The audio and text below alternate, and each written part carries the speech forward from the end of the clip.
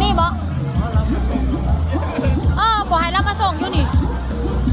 ใส่บันย่างไปทางไหนมาพี่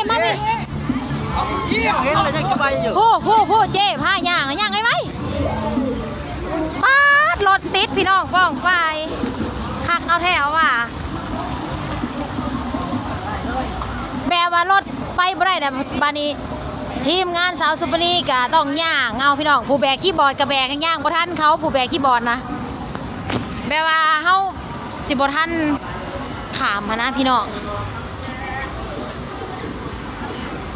เฮาสิบ่ทันขามพนะพี่น้อง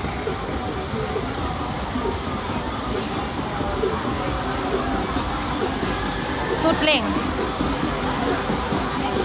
เพราะว่าด่านปิด6 โมงพี่น้องเอ้ยแต่ตอนนี้มันก็สิ6 โมงกว่าแล้ว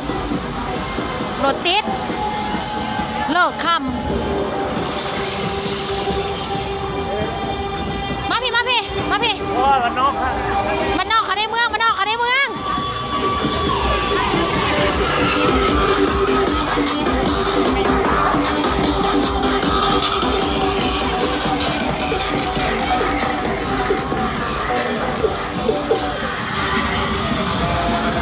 โอ้ยนายกล้องดอกแรก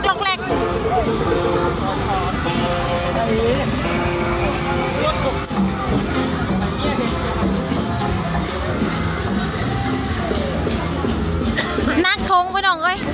มันลอยล็อกแรกอยู่ขออภัยหลายๆปี๊บเดินข้ามร้านเลย